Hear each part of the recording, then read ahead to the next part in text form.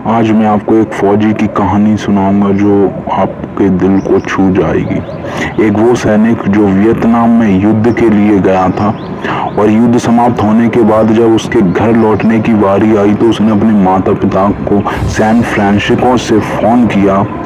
माँ और पिताजी, मैं घर आ रहा हूँ, लेकिन घर आने से पहले मुझे आपसे एक बात पूछनी है। मेरा एक दोस्त है जिसे मैं अपने साथ घर लाना चाहता हूँ, क्या मैं उसे ला सकता हूँ? पिताजी ने कहा, बिल्कुल बेटा, क्यों नहीं, ये भी कोई पूछने की बात है। हमें तुम्हारे दोस्त से मिलकर बहुत खुशी होगी, माता पिता ने जवाब दिया। लेकिन पहले एक बात आप लोग जान लें, सैनिक बोलता है, युद्ध में वह बहुत तरह घायल हो गया है। उसने एक बारूदी सुरंग पर पैर रख दिया था और उसमें उसने अपना एक हाथ और एक पैर गंवा दिया है। उसके पास कोई जगह नहीं है जहां वो जा सके, इसलिए मैं उसे अपने साथ रहने के लिए ला रहा हूँ।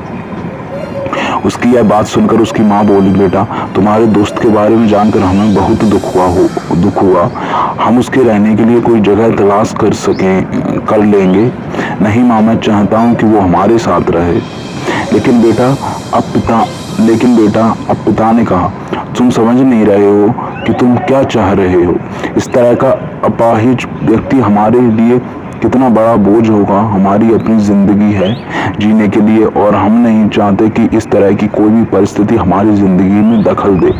मेरे हिसाब में तुम्हें अकेले घर आना चाहिए और अपने दोस्त को वहीं छोड़ देना चाहिए। वह अपनी जिंदगी जीने के लिए कोई ना कोई रास्ता निकाल ही लेगा। सुनकर उस सैनिक ने फोन रख दिया। कुछ दिनों बाद उसके माता पिता की सैन फ्रांसिस्को पुलिस से एक संदेश मिला जिसमें उन्हें बताया गया कि उनके बेटे की एक बिल्डिंग से गिरकर मौत हो गई है। पुलिस के हिसाब से यह सुसाइड केस था। दुखी माता पिता ने तुरंत ही सैन फ्रांसिस्को के लिए फ्लाइट बुक कराई और वहां पहुंच गए।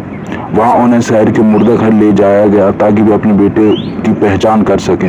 उन्होंने उसकी पहचान कर ली, किंतु यह देखकर उनकी कपकपी छूट गई कि उनके बेटे का बस एक हाथ और एक पैर था। दोस्तों, इस कहानी में जो माता पिता हैं वे हम में से बहुत से लोगों की तरह हैं जो अपनी सुविधाओं को सबसे अधिक महत्व देते हैं। वे उन लोगों से प्यार करना या रहना या समय बिताना चाहते जो दिखने में अच्छे हैं, स्वस्थ हैं या परिजन के साथ रहकर उन्हें मजा आता है। वे ऐसे लोगों को पसंद नहीं करते जो देखने में अस्वस्थ हों, सुंदर ना हों, अच्छे ना दिखते हों या जिनके साथ वे मजा नहीं कर पाते, जो किसी भी रूप में उनके लिए असुविधाजनक है। वे ऐसे लोगों से दूरी बनाकर रखते हैं।